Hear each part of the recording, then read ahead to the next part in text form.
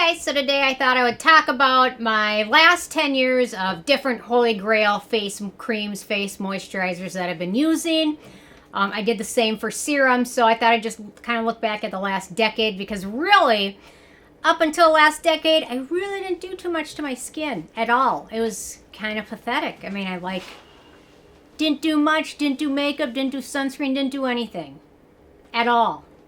Maybe a basic cleanser. And that's it.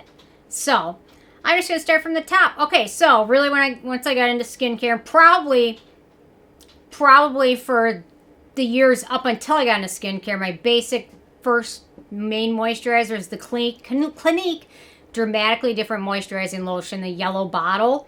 A lot of these products I still have on hand because I use them occasionally, but I don't have that one on hand.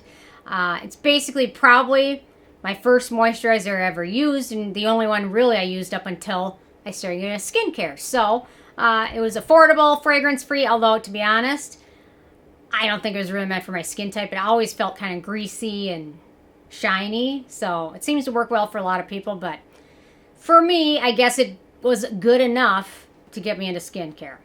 Next up, my second main one, and this was more of a night cream, but as I slowly got into skincare, I really found I really liked the Farmacy Sleep Tight Balm, which was kind of a gel oil consistency, and I really typically use that one at night.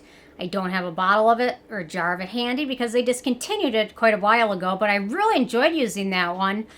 It had some nice ingredients in it, although it really didn't soak in a lot, but I repurchased it several times, and I think Farmacy was one of the first real, outside of like Estee Lauder, Clinique brands that I really tried, and it's kind of sad that they've now been bought by one of the giant ones. But anyway, it really helped my skin for a long time, especially during the winter. So the Sleep Tight Balm was great. Next up, I still have a bottle of this because I still reach for this one occasionally. The Paula's Choice Ultra Rich Clinical Moisturizer. This one's still really nice. It's still in a purple package. I think the package is I think it's a matte package now, but anyway, this one's really nice, and Paula's Choice was one of the other kind of brands I first got into because at the time it was fragrance-free and nice for sensitive skin. It was still relatively affordable, and they still had a nice lineup of products. So anyway, they've gotten a lot more expensive and still releasing a lot of products. But anyway, so this one really did the trick for me for a long time and on my neck. Okay, the next one I really got big into was the Dr. Jart Cicapair cream. This stuff was really thick. It had fragrance in it. I'm trying to remember. Bergamot oil or some herbal oils. I didn't find the scent to be overwhelming, but I really liked the thick texture of this because my skin was super dry. And I think my skin was probably dry and dehydrated because I didn't do much to take care of it. You know what I mean? I didn't do serums. I guess if you're looking for one and all type product, this was thick enough to do the trick for a long time. So this one was good. Anyway, so it has a lot of fragrance in it, so I kind of eventually evolved away from it. Okay, next up, the Clinique Moisture Surge. Who hasn't went through a phase of liking this stuff? It's really nice. I wish it were cruelty-free because I'd probably still use more Clinique products if it were, but anyway, they're not. And it's a shame by 2024 that all these brands aren't. But anyway, this stuff's really nice, liquidy gel texture, soaks in really nicely. Anyway, I eventually moved on from this one. I think I went through a summer of using this because I don't think this texture and ingredients is enough for dry skin during a dry winter. So, but I think I did go through a fall, spring, and summer of using this, and it was really nice and elegant feeling and, yeah, silky feeling on the skin. Okay, next up, the Derma E Advanced Peptides and Collagen Moisturizer. So I've still got a jar. This one expired in July of 2021. Nice I still have it. I don't even think they make this one anymore, so anyway, probably could go through this bin. The D bin probably needs a good look through. Look through. Anyway, I really like this stuff. The one thing I didn't like about it was they did sneak a little bit of fragrance into this line, and I don't see it on the ingredient list. I remember the products didn't have fragrance listed, but it certainly had fragrance in there, and they admitted later on it was a printing mistake. And that'll kind of turn me off a little bit to the brand, but they still have some nice affordable stuff.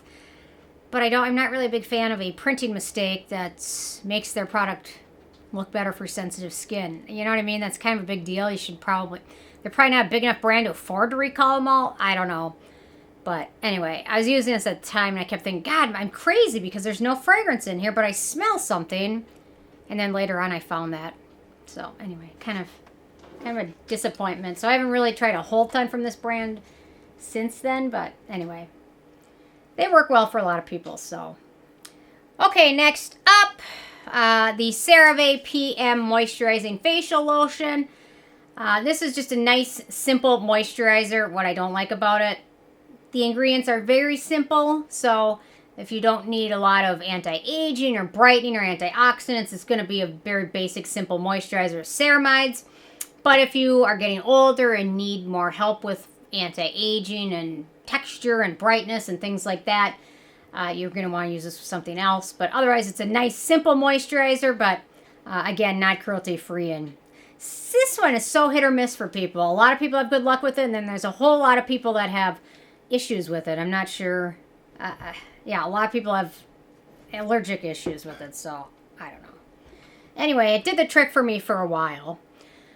Okay, so eventually for a little bit of time, not very long, I moved on to the First Aid Beauty Ultra Repair Cream. This stuff either contained eucalyptus oil or eucalyptus extract. This one contains eucalyptus extract in it. It's very noticeable though. Actually, it could have had me fooled because I used this on my hands this morning and I thought this one had the oil in it, but it does not. It's got the extract, but it's very noticeable. So it's not as sensitive skin friendly as they claim it is, but it's affordable and a lot of people it works well for, and it comes in a big bottle or big jar, so there you go. Next up, I don't have it handy, but it was the Sunday Riley Tidal Water Cream, and something changed with it. In the last jar I got, it was like mildewy growing, and I'm interested, what is going on with this brand? They haven't really released anything in a long time. I have no idea. They haven't really released anything new in a long time, so they still are getting products stocked and things like that, but they haven't really done anything innovative in a while. I guess their last innovative thing was that sunscreen. It was terrible.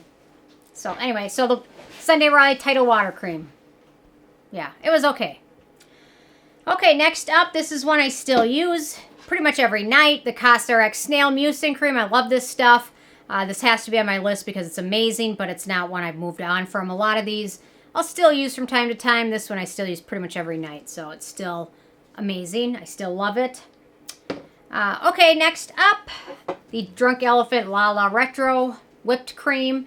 So this stuff was really nice. However, I kind of moved on to the Acure Radically Rejuvenating Whipped Night Cream, which is a nice product with a texture like the LaLa cream and the ingredients like the Drunk Elephant Protini. This stuff is pretty expensive, and I found after a while it's a little too hydrating, but it's still nice and works well for a lot of people. It's just I don't need it anymore. I moved on kind of from Drunk Elephant as a whole because of how expensive they are, but overall, it's still a good moisturizer that still works well for a lot of people. Okay, next up, this is another one I still use frequently, the Stratia Skin. It's now called Lipid Gold. It used to be called Liquid Gold, and they changed it to Lipid Gold. I'm not exactly sure why, but maybe, I don't know, maybe, I have no idea. I mean, I'm going to guess. But I still love this stuff. I still use it 3 or 4 nights a week, especially on nights when I use retinoids. It really helps hydrate my skin. It's amazing. The bottle that it's in now is gigantic. It's 4 ounces and will last you forever. So this stuff is really good and still really affordable. A couple more. Next up, I went through my big Protini phase. This stuff is still a really good moisturizer. It's still very expensive, although they haven't really raised the price that I know of. And now they have refills of it, which is nice. But anyway, I found this product became very fussy to work with, and I found it ended up foaming when I apply it over almost anything else. Don't know why at all, but something with the proteins in here, or the peptides, and whatever product I was using, maybe the pH, something was different, but it started to foam up and became very annoying to use. And it's also very expensive, so a lot of people still use it, but if you're still one that uses it, do you not notice the foaming? Maybe it's just, especially with vitamin C, if I'd use it over vitamin C serum, I could almost guarantee it's going to foam up and be annoying. So, I don't know. Whatever. Okay, two more. The Isntree Yamroot Vegan Milk Cream. This one was nice enough that I've repurchased now twice. It's really nice for the winter time. I don't use it so much during the summer because it's a bit thick. But for the winter, it's still good. And this is still one I use in my routine from time to time. It hasn't got to be super dry out yet this winter, or super cold, or super snowy yet. It's a weird winter. But anyway, once it does get super cold, this is going to be my daytime go-to moisturizer. And then the Neogen High R Exosome Cream. This one became a very nice daytime moisturizer. It doesn't foam up over vitamin C. It's really nice. It's really affordable. It's got really nice ingredients in here and antioxidants, resveratrol, centella. I absolutely love this stuff. And then there's one that I consider a sleeping mask. I don't consider it cream, but the title of it has cream in it, so I should mention it. And that's the Klairs Midnight Blue Calming Cream. So I consider this more of a sleeping mask. However, it's a cream technically, so this list would be incomplete without it because I've been using this now for years in my evening routine. Usually I use it with the Cosrx Snail cream, and I love it, and it's amazing, and my routine wouldn't feel right without it. So I've probably, if I look at my year through of skincare products, probably the single product I repurchased the most. So that says a lot. Anyway, these are my favorites. These are my holy grails from the last decade. And it's kind of interesting to look back at, you know what? Out of all of them, I think only one has been discontinued, I believe. Let me double check. Well, two of them. So the Farmacy Sleep Tight was discontinued, and the Derma E Peptides and Collagen Moisturizer. I'm not saying it's been discontinued, but they changed it. So otherwise, everything else is still for sale. So I guess my support of these brands is keeping these products going. So anyway, interested to hear from you guys what you've used over the last 10 years. If you can think of anything interesting or controversial or whatever, leave it. Leave a comment. I love hearing from you guys. And stay tuned for more tomorrow. Thanks so much. Bye, guys.